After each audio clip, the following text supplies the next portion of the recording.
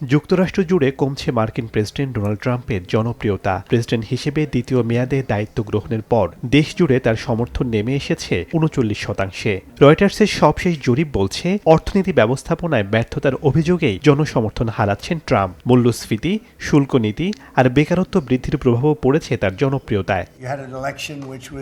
বিভিন্ন ধরনের পদক্ষেপ ও মন্তব্য নিয়ে আলোচনায় থাকছেন যুক্তরাষ্ট্রের প্রেসিডেন্ট। বছর জুড়ে সামাজিক যোগাযোগ মাধ্যমে তাকে নিয়ে চলছে আলোচনা ও সমালোচনা। সম্প্রতি এক জরিপে উঠে এসেছে, ট্রাম্পের সার্বিক কাজকে সমর্থন করছেন যুক্তরাষ্ট্রের মাত্র ৩৯% নাগরিক। ডিসেম্বরের শুরুতেই হার ছিল ৪১%, আর নভেম্বরের মাঝামাঝিতে নেমেছিল ৩৮%।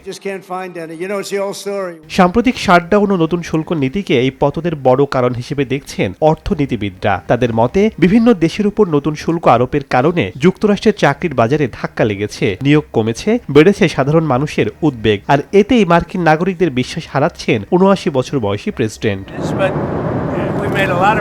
এদিকে বুধবার হোয়াইট হাউসে জাতির উদ্দেশ্যে দেয়া ভাষণে নিজের সাফল্যের কথা তুলে ধরেন ডোনাল্ড ট্রাম্প। সে সময় পণ্যের উচ্চমূল্যের কারণ হিসেবে সাবেক প্রেসিডেন্ট জো বাইডেন প্রশাসনের প্রতি অভিযোগ তোলেন তিনি। শেখ সাদি মারজান, সময় সংবাদ।